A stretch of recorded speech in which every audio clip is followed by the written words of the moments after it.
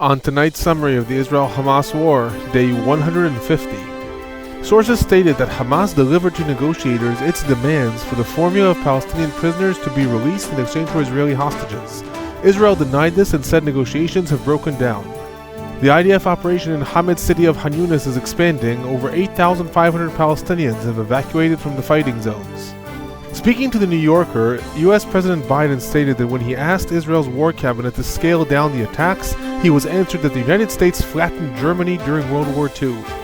The United Nations published its report on sexual violence that occurred during the October 7th attack, citing a pattern of rape, sexual violence, and abuse. Substantial escalations were seen between Israel and Hezbollah today. One person was killed in Israel from a Hezbollah missile, and in IDF retaliations, at least 3 people were killed in Lebanon. Hello everyone, I'm Alon Burstein, visiting assistant professor in the Department of Political Science and Israel Institute Fellow at the University of California, Irvine, here bringing you the summary of the last 24 hours of the Israel-Hamas War. It is currently the evening of March 4th, 2024 in the United States, the morning of March 5th, 2024 in the Middle East. Starting with the hostage situation, the Saudi Al Arabiya network quoted Hamas figures today stating that the group has delivered to negotiators its demands for the formula of how many Palestinian prisoners will be released in exchange for each Israeli hostage. This is one of the requirements of the Paris summit and one of the 2 demands that Israel made, and Hamas's refusal to deliver this led Israel yesterday to declare the negotiations have broken down. While the Hamas figure told Al Arabiya that the ball is now in Israel's court, Israel denied this report, stating that such figures have not been delivered. I will add, however, that alongside the official response, it was reported in Israel today that Hamas has demanded an increase in the amount of quote-unquote heavy Palestinian prisoners that will be released in the first phase, so this indicates that there's at least some list or some negotiations that are going on, if in Israel it is being stated that Hamas has upped the ante, quote-unquote, about which Palestinian prisoners will be released. Relating to the second Israeli demand, that was a demand regarding receiving a list of live hostages. Throughout the day, Israel appeared to quote-unquote soften this demand, clarifying that it only wants the number of live hostages that Hamas is going to release during the first phase of the deal. Alongside this, Bassem Naim, who is a senior in Hamas's political bureau, gave an interview to an Italian newspaper today. He stated that Hamas will not transfer the list of which hostages are alive and which are dead unless Israel agrees to Hamas's demands in the negotiations. Other reports throughout the day stated that Qatar and Egypt are furious with Hamas, and that there's growing suspicion that Yehia Sinuar, the leader of Hamas in the Gaza Strip, has decided to put a full stop on the hostage deal after sensing that it is in his interest that there will be escalations during the month of Ramadan, hoping that an IDF invasion of Rafah during Ramadan will lead to an uprising of Palestinians in the West Bank, which in turn will lead IDF forces to be diverted from the Gaza Strip to the West Bank, which will strengthen Hamas in Gaza in the further stages of negotiations or in the next rounds of fightings.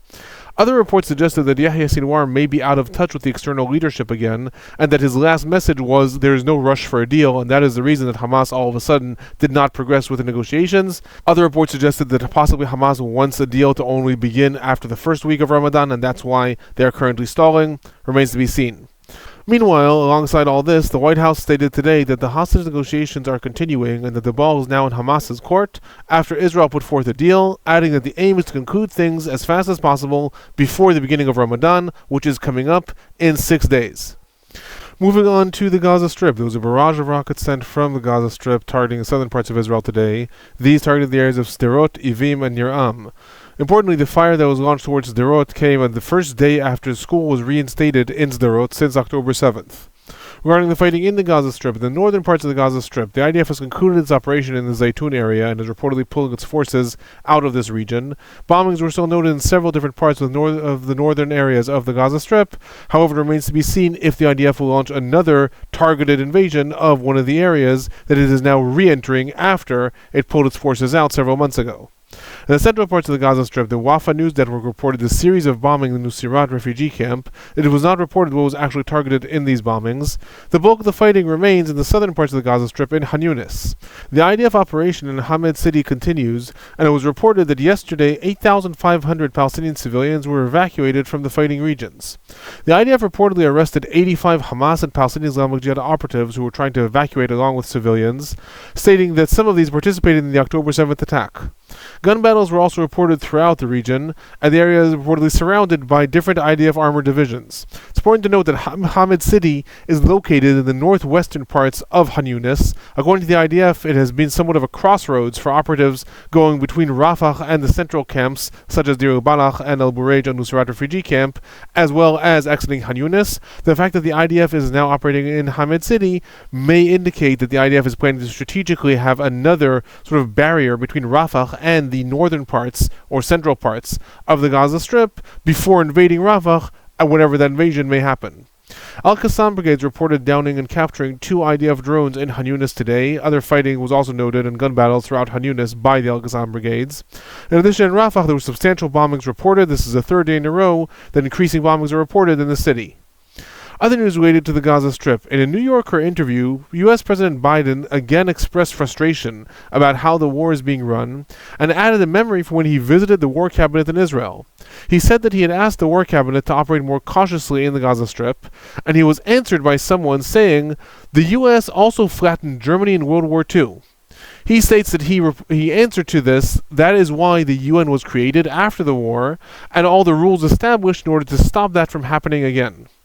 Regarding casualties, no IDF soldiers were reported killed or injured in the Gaza Strip in the last 24 hours. The total number of IDF soldiers killed in the Gaza Strip since the invasion began remains 246, and the total number of IDF soldiers injured in the Gaza Strip since the invasion began remains 1,453.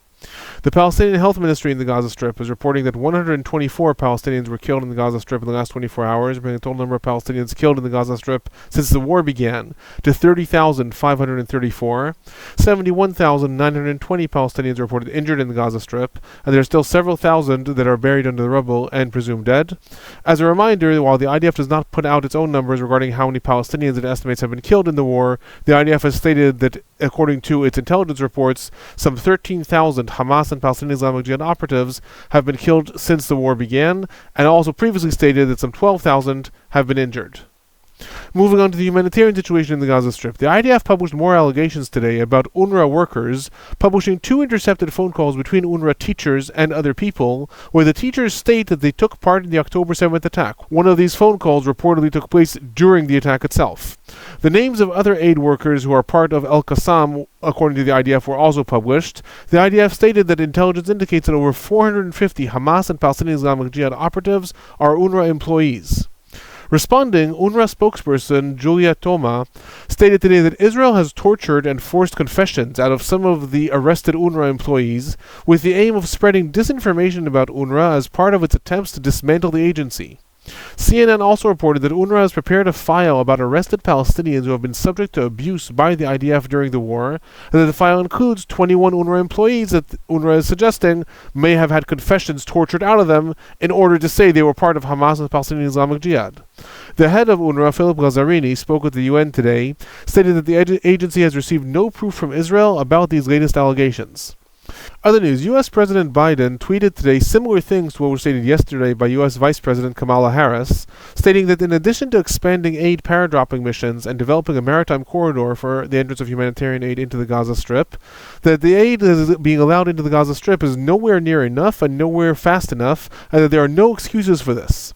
Such statements were also echoed later by the administration, as both the State Department spokesperson Matthew Miller and White House National Security Council spokesperson John Kirby both also criticized Israel on the fact that aid is not being allowed in fast enough, and stated that the United States would like to see the entrance of more aid and Israel easing these restrictions. In addition, it was reported today that as Palestinian civilians evacuated from Hamid City, the IDF distributed food boxes to them for Ramadan, including basic products such as oil, sugar, dates, barley, tea, and flour, alongside Ramadan greeting cards from the IDF. This was reportedly decided upon as part of a process aimed to divide the population from Hamas. According to reports, several thousand of these boxes were given to Palestinians as they were evacuating. Other news, the IDF dropped leaflets today throughout the northern parts of the Gaza Strip, calling upon people to clear paths and make way for humanitarian aid trucks, avoid looting, and ensure that aid reaches the poor people and those who are in need. So this comes amidst reports from yesterday that the IDF has been developing its own aid missions that it is coordinating with local Palestinians in the northern parts of the Gaza Strip. Possibly in anticipation of more of these, the IDF is now dropping these leaflets in the area. Moving on to the West Bank, substantial IDF activity was reported in several parts of the West Bank in the last 24 hours. In the El Amri region of Ramallah, a 6-hour operation was carried out in what was described as the largest raid into the region in years. Confrontations and violence erupted as the IDF moved in to carry out 2 arrests. 1 Palestinian was reported killed, and several Palestinians and Israeli border police officers were reported injured. The 2 Palestinians were arrested. In Burstein, near Nablus, IDF activity was also reported in the area, and confrontations erupted as Palestinians threw stones at IDF soldiers who reportedly responded with live gunfire. A 10-year-old Palestinian, Amaro Najjar, was reportedly killed as a bystander while being in the car with his father, and 2 more Palestinians were injured from this live fire. Other IDF activity was reported in the areas of Kalkilia, Kafr Dan, and the town surrounding Jenin. There were no reports made about how many Palestinians were injured or arrested in the last 24 hours. Other news related to the West Bank. It was reported today that last month the IDF and Shabak arrested a terror cell in the Tarkumia village. Reportedly, these 4 people were all family members. They, according to the IDF reports, had manufactured over 100 explosive devices after receiving guidance from online sources, including ISIS-related sources. Additional weaponry was also found in their possessions. All 4 have been arrested and have currently been indicted.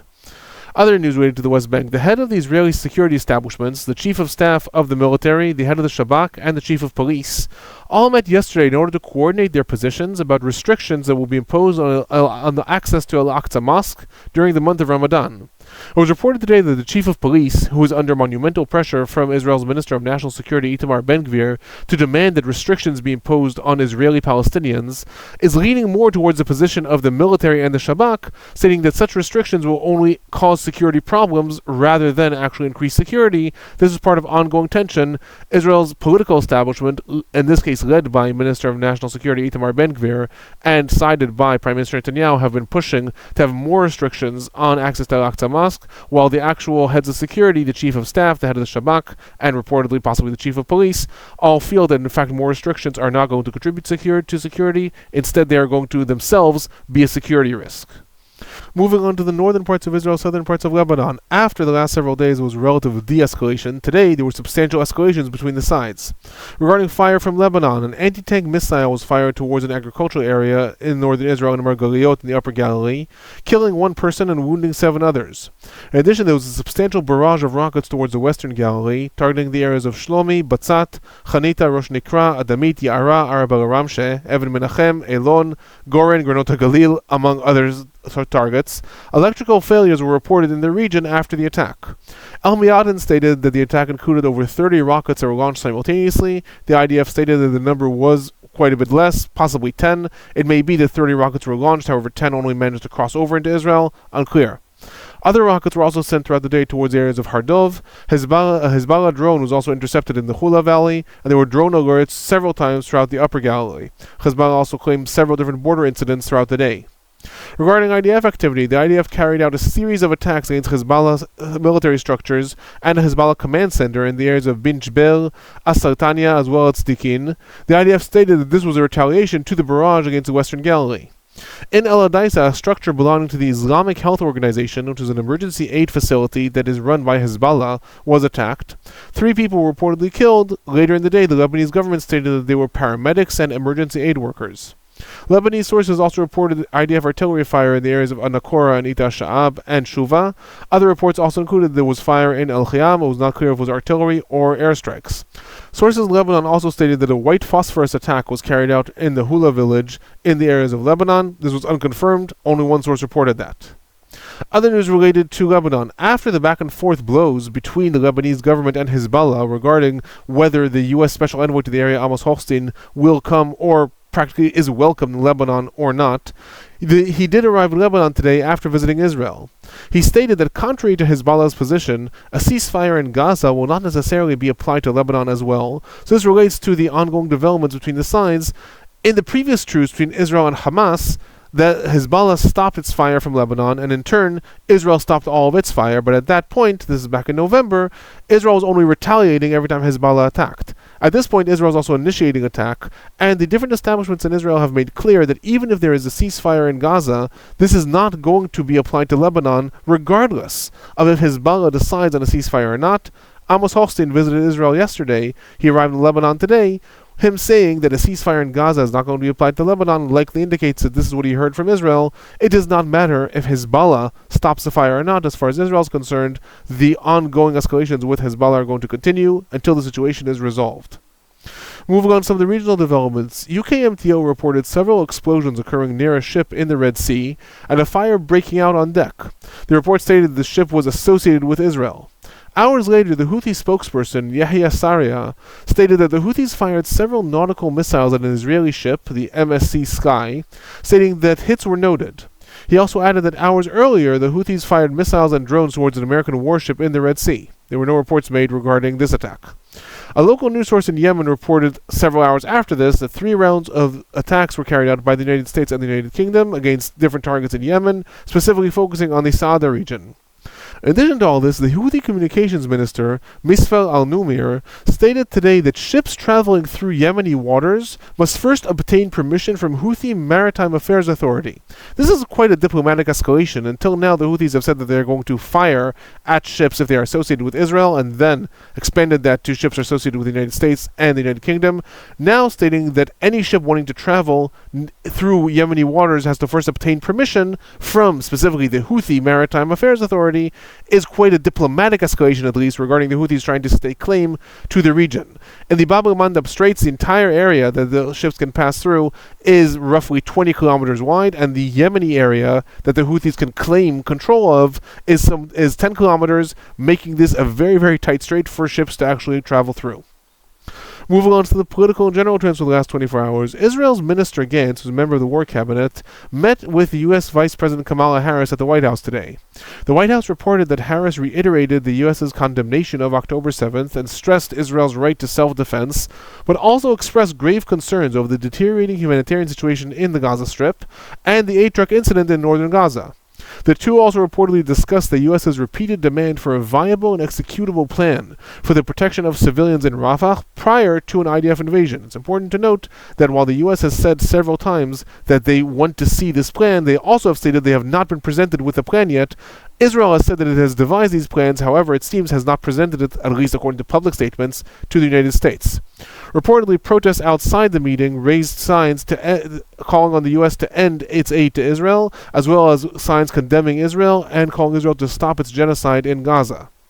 Related to the political uproar in Israel after Prime Minister Netanyahu was reportedly furious with Minister Gantz's travel to the United States and stated that Israel only has one prime minister, White House National Security Council spokesperson John Kirby stated today that the U.S. recognizes Benjamin Netanyahu as the elected Prime Minister of Israel and will continue to talk to him and all members of the War Cabinet.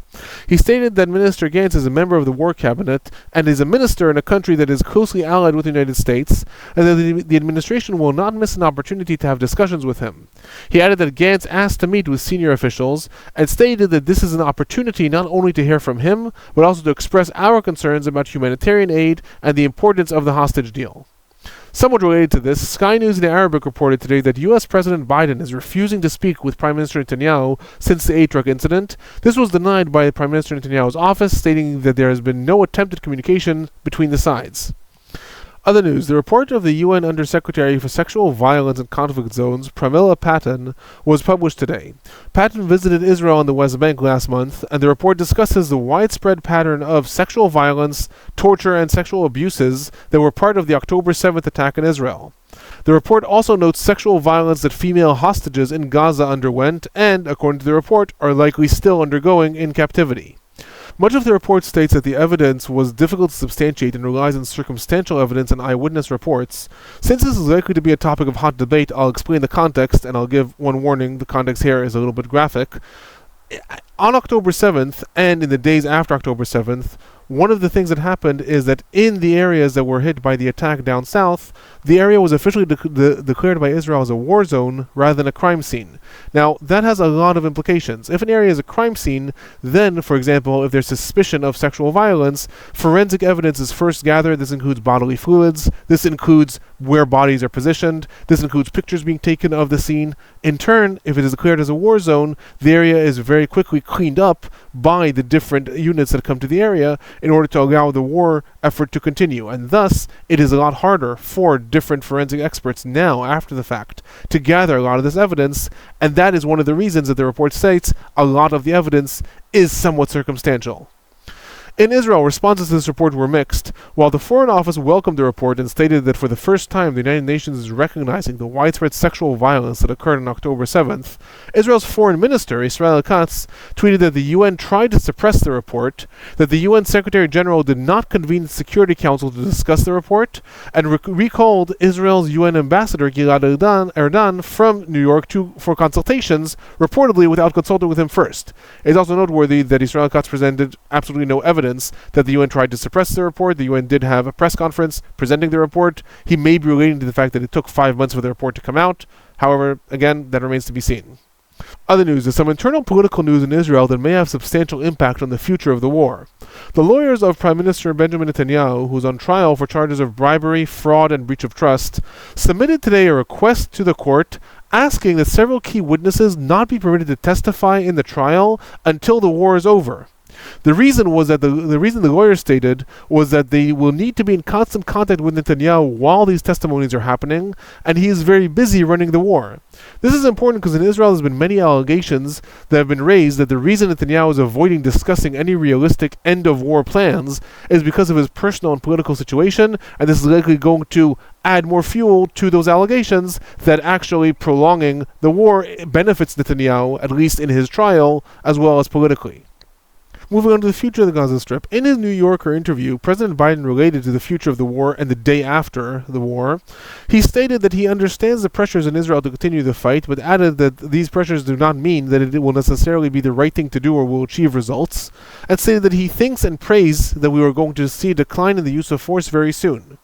He added that he hopes to convince Israelis to agree to a Palestinian state in exchange for normalization with Saudi Arabia, and implied that he hopes that the proposal will be so popular in Israel that it will effectively compel Netanyahu to accept it. So one of the things that we see here, it was stated several weeks ago that different sources in the White House are trying to pressure President Biden to bypass Netanyahu and try to appeal to Israelis rather than go through Netanyahu. Then, a few weeks ago, it was stated that in the administration, there is a growing feeling that Netanyahu is a hurdle in trying to get to peace rather than someone to go through. Possibly Biden is also suggesting here he wants Israelis to accept his vision rather than Netanyahu as representing Israel. If you enjoyed these reports, please do remember to give them a like, subscribe, and turn on notifications if you want to know when reports come out. If you have any questions or comments, leave them in the comment section below. That is my report for the last 24 hours. I'll be back tomorrow.